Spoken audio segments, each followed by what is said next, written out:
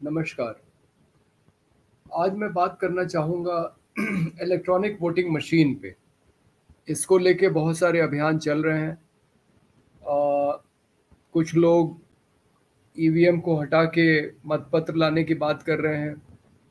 कुछ लोग कह रहे हैं कि ईवीएम की के साथ जो वीवीपैट है उसकी जो पर्ची है वो 100% पर्ची की गणना हो। लेकिन एक तरीके से देखा जाए कि अगर 100% पर्चियों की गणना होनी ही है तो वो तो वैसा ही है जैसे कि मतपत्र की गणना होनी। और इसलिए अगर 100% पर्चियां गिनी जानी है तो इससे तो अच्छा ही है कि हम ईवीएम और वीवीपैट को हटा के मतपत्र से ही चुनाव कराएं और उसी को गिने। लेकिन दिक्कत यह है कि चुनाव घोषित हो गया है।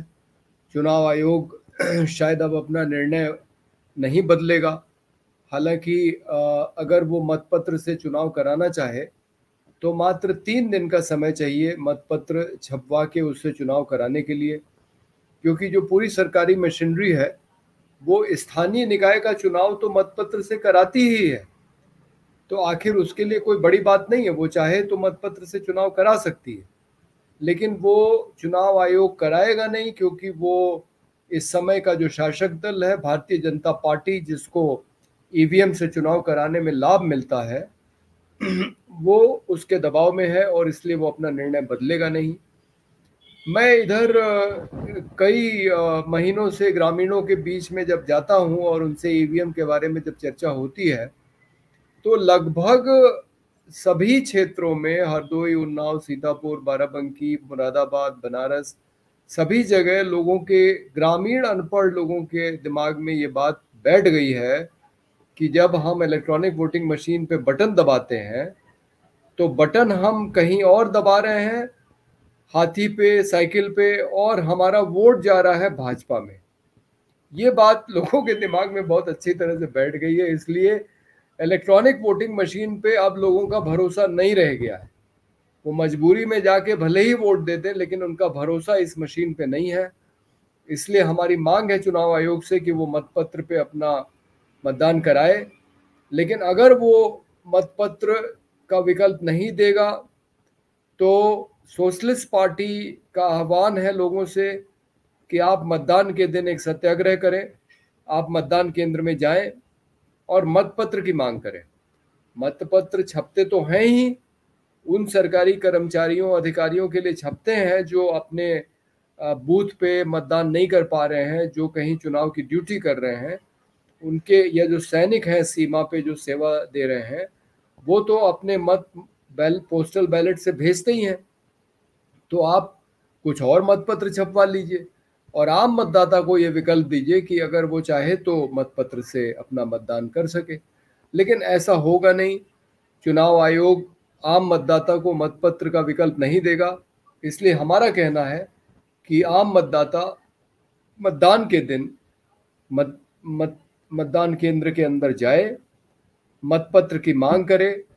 उसको मतपत्र नहीं दिया जाए तो वो अपना विरोध दर्ज करा के अपने मताधिकार का प्रयोग न करने का अधिकार का इस्तेमाल करते हुए वो बिना मत दिए मतदान केंद्र के बाहर आ जाए। और जब गिनती होगी ये देखा जाएगा कि कितने मतदाताओं ने पंजीकरण कराया और कितने मत पड़े, तो उसमें अंतर से साफ नजर आएगा कि कितने मतदाताओं ने ईवीएम पे भरोसा न करते हुए अपने मत नहीं दिए।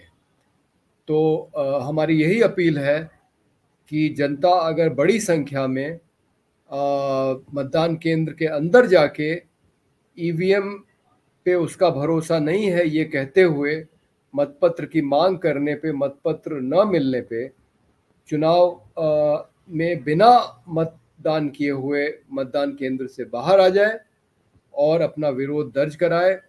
हमें उम्मीद है कि आज नहीं तो कल चुनाव आयोग ये सोचने के लिए मजबूर होगा कि लोग यदि इतने बड़े पैमाने पर विरोध कर रहे हैं तो हमें ईवीएम हटा के मतपत्र ही ले आना चाहिए।